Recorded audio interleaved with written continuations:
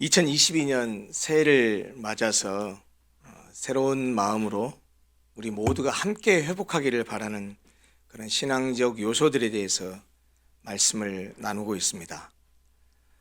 지지난주에는 예배의 회복에 대해서, 예배의 중요성에 대해서 말씀을 함께 나누었고, 그래서 2022년도는 예배를 좀 우리가 회복했으면 좋겠다 하는 그런 요지의 말씀을 드렸고요. 지난주에는 성경은 하나님의 말씀입니다 라는 제목을 통해서 성경이 무엇인지, 그리고 우리가 믿는 기독교 신앙에서 성경이 얼마나 중요한지, 또 왜 성경을 하나님의 말씀이라고 하는지, 한 걸음 더 나아가서 성경이 하나님의 말씀이라는 것을 어떻게 믿을 수 있는지 등에 대해서 말씀을 나누었습니다.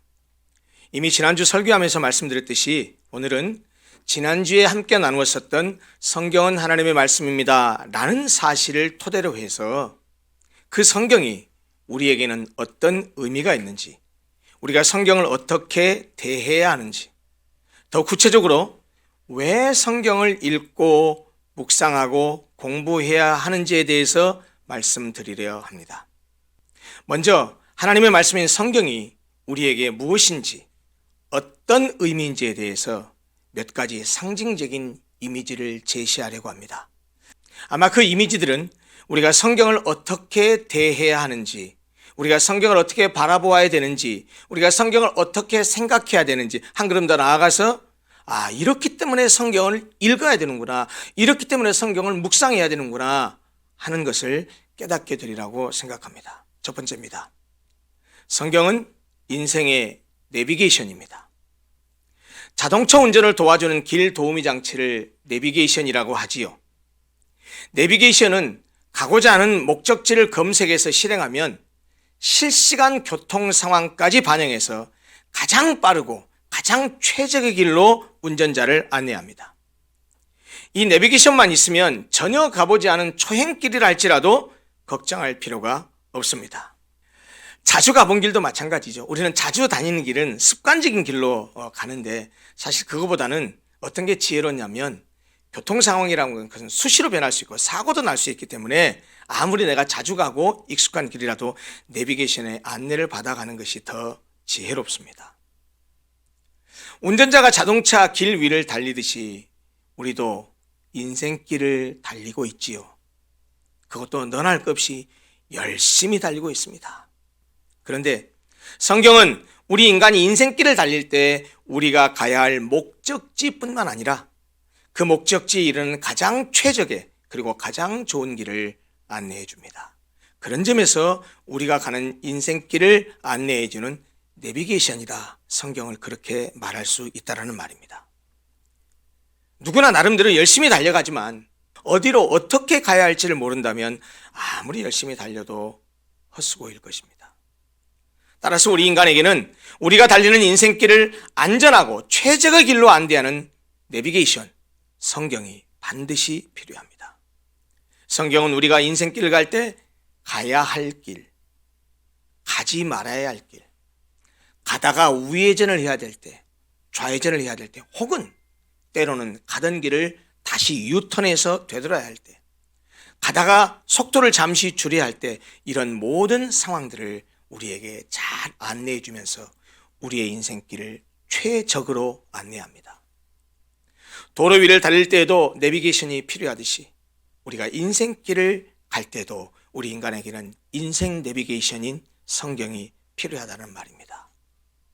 우리가 잘 암송하고 있는 말씀이긴 하지만 시편 119편 105절에 성경에 대해서 이렇게 말씀하고 있죠. 성경 곧 주의 말씀은 내 발의 등이요 내 길의 빛이라고 말씀하고 있지 않습니까? 그러기에 우리가 인생길을 갈 때 내 발을 비춰주고 내 길을 비춰주는, 내 인생길을 가장 잘 인도해주는 내비게이션, 성경의 인도를 따라가야 한다는 말입니다. 두 번째, 성경은 내면을 비추는 거울입니다. 집에 나오기 전에 반드시 거울 앞에 서셨으리라고 생각합니다. 왜 그러셨죠? 거울에 비춰보면 내 모습이 어디가 어떤지를 알 수 있기 때문입니다. 그래서 거울에 내 모습을 비춰보고 머릿결을 고치기도 하고 옷매무시를 다듬기도 합니다. 거울을 보지 않으면 화장이 잘 됐는지, 넥타이가 바르게 맺었는지, 얼굴에 무엇이 묻었는지, 혹시 머릿결이 흐트러지지 않았는지 하는 것들을 알 수가 없습니다. 거울을 보지 않으면. 거울을 보아야만 자신의 모습을 볼 수 있습니다. 성경이 바로 이런 거울과 같다는 말입니다. 거울이 빛의 반사로 물체의 모습을 비추어주듯이 성경은 하나님의 말씀의 빛이 우리의 내면을 비추어서 우리의 내면을 그대로 적나라하게 드러내 보여줍니다. 그런 점에서 성경은 우리의 내면을 비추는 거울이라고 할 수 있다는 말입니다. 우리가 성경 앞에 서지 않으면 우리는 결코 자신의 내면을 들여다볼 수 없습니다. 성경을 보지 않으면 내가 제대로 인생길을 가고 있는지, 내가 올바른 생각과 올바른 행동을 하고 있는지, 올바른 마음가짐을 가지고 있는지, 올바른 가치관으로 내가 세상을 살고 있는지 하는 것을 알 수가 없습니다. 그래서 아침마다 거울을 보고 집을 나서듯이 매일 성경이라는 거울에 자신을 비추어 보아야 합니다. 성경을 읽으면 성경 우리의 내면을 적나라하게 드러내 보여줍니다. 성경 앞에 서면 위선과 거짓으로 얼룩진 우리의 모습을 선명하게 다 드러내 비춰줍니다. 성경을 통해서 우리의 안을 들여다보면 체면과 가식으로 덮어둔 우리의 욕심과 교만과 이기심을 고스란히 우리 스스로가 볼 수 있습니다. 우리가 성경을 읽으면 성경은 우리의 내면을 읽습니다. 우리가 성경을 보면 성경이 우리의 내면을 보게 됩니다. 그래서 성경을 읽어야 됩니다. 세 번째, 성경은 인간 사용 설명서입니다. 매뉴얼이라는 말이에요. 여러분, 어떤 기계를 사든 전자제품을 사든 사면 반드시 따라오는 게 있습니다. 뭡니까? 제품 설명서, 사용 설명서, 매뉴얼이죠. 그 매뉴얼 안에는 제품 설명서, 사용 설명서 안에는 그 제품에 관한 정보들이 담겨 있습니다. 그리고 그 제품을 어떻게 사용해야 되는지에 대한 사용법도 설명되어 있습니다. 그렇기 때문에 어떤 제품을 사든지 그 제품을 샀으면 사용하기 전에 매뉴얼을, 사용 설명서를 꼼꼼히 읽어봐야 됩니다. 만약에 그 사용 설명서를 읽지 않고 제품을 사용하게 되면 두 가지 낭패에 부딪히게 됩니다. 첫째, 그 제품이 가진 기능을 모두 다 활용할 수 없습니다. 또 하나, 사용법을 모르고 사용하다가 잘못 사용하게 되면 어떻게 되죠? 고장내거나 망가뜨릴 수 있습니다. 그러므로 어떤 제품이든지 고장내거나 망가뜨리지 않고 제대로 잘 활용하고 효과적으로 사용하려면 사용 설명서를 꼼꼼히 읽고 그 사용 설명서의 설명에 따라서 그것을 사용해야 됩니다. 성경을 잘 읽고 숙지해야 되는 이유가 그것입니다. 성경은 인간 사용 설명서요, 인생의 매뉴얼이기 때문입니다. 성경은 인간이 어떤 존재인지 인간에 관한 정보를 잘 알려줄 뿐만 아니라 인간을 잘 사용하는 방법에 대해서도 잘 안내되어 있습니다. 어떻게 사용해야 인간이 인간으로서의 제 기능을 제대로 활용하고, 어떻게 사용해야 인간이 바른 인생을 살아갈 수 있는지, 인생을 어떻게 잘 살 수 있는지를 알려주고 있다는 말이에요. 또 어떻게 하면 우리 인생이 고장나거나 망가지지 않게 살 수 있는지 하는 것도 알려주고 있습니다.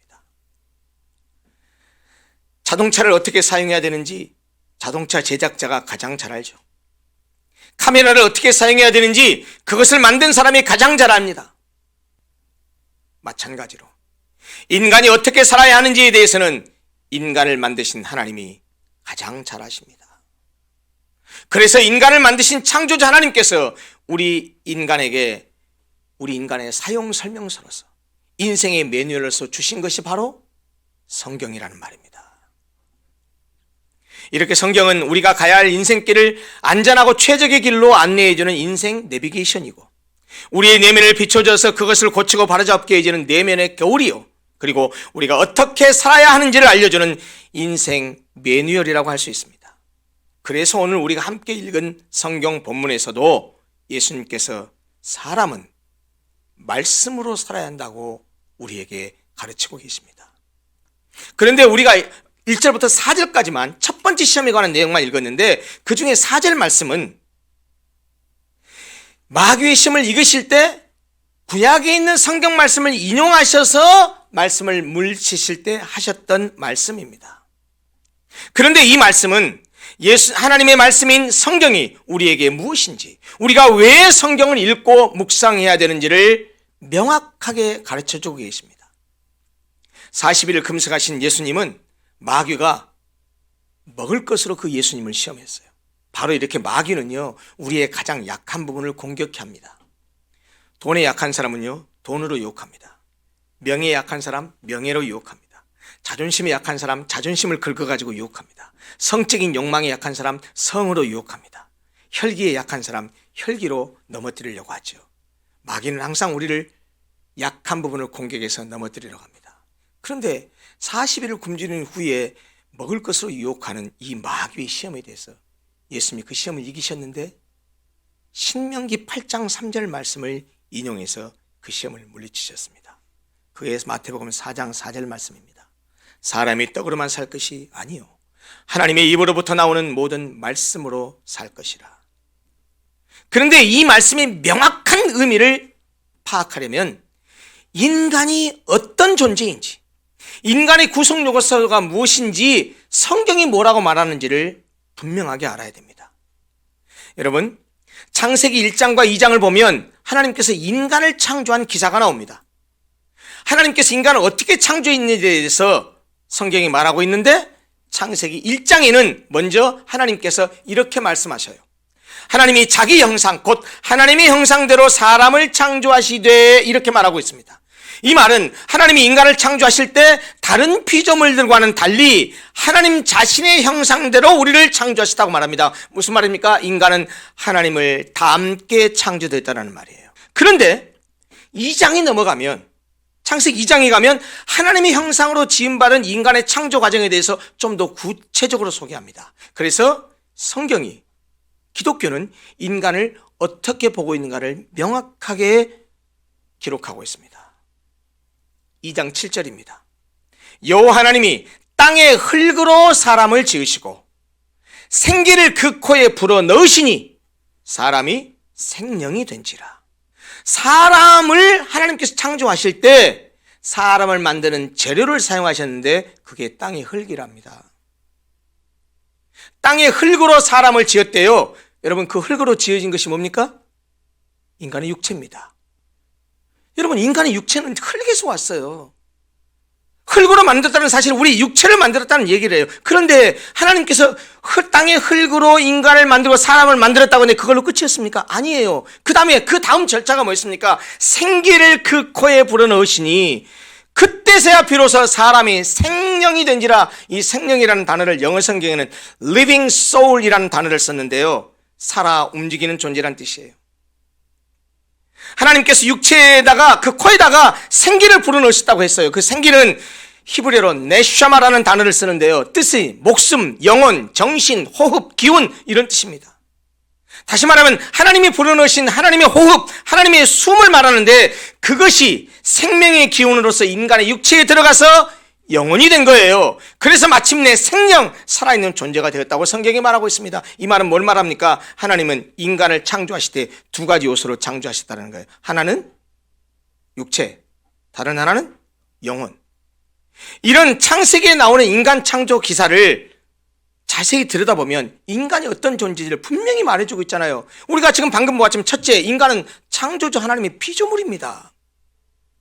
그것도 다른 피조물과는 달리 하나님의 형상으로 지음받아 육체와 영혼으로 이루어진 존재입니다. 한 걸음 더 나아가서 인간은 육체와 영혼이 결합된 존재이지만 육체보다는 영혼이 더 본질적이고 영혼이 인간을 특별하게 만든다는 거예요. 흙으로 지어진 인간이 완성된 인간이었다고 한다면 인간의 본질은 흙이라고, 육체라고 말할 수 있을지 모르지만 흙으로 만든 육체에 생기를 불어넣었을 때 비로소 사람이 생명을 가진 살아있는 존재, 생명이 되었다는 말은 인간의 본질적 생명이 땅에서 온 육체가 아니라 하나님으로부터 온 영혼이라는 말이라는 뜻이에요. 다시 말하면 인간을 인간답게 하는 본질적인 요소는 육체가 아닌 영혼이라는 말입니다. 예수님이 말씀하신 사람이 떡으로만 살 것이 아니요 하나님의 입으로부터 나오는 모든 말씀으로 살 것이라는 말씀은 바로 이런 기독교적 인간관의 토대에서 이해해야 합니다. 이 말씀은 사람이 떡 없이 하나님의 말씀으로만 살 수 있다라는 말을 하는 것이 아닙니다. 우리 인간은 두 가지 요소로 되어 있다는 사실을 꼭 기억해야 돼요. 육체, 영혼. 그래서 생명도 우리 인간은 두 가지입니다. 하나는 육체의 생명, 하나는 영적인 생명이에요.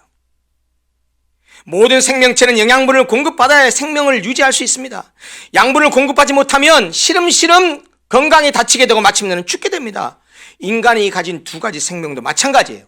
땅에서 온 육체는 그 생명을 유지하기 위해서 그 근원인 땅에서부터 영양분을 공급받아야 하고, 위에서부터는 영혼도 그 생명을 유지하기 위해서 그 근원인 위로부터 하나님으로부터 영양분을 공급받아야 한다는 말이에요. 오늘 읽은 본문 말씀 4장 4절에 두드러진 두 단어가 뭡니까? 대조되는 두 단어가 뭡니까? 떡과 말씀입니다. 둘 다 양식을 가리킵니다. 그런데 사람이 떡으로만 살 것이 아니라는 것은 사람이 떡으로도 살기는 하지만 떡만으로 사는 것은 아니라는 말이에요. 뭘 말합니까? 아까 말씀드렸다시피 육체는 떡으로 살지만 육체가 아닌 다른 것, 즉 영혼은 떡이 아닌 다른 것으로 산다는 거예요.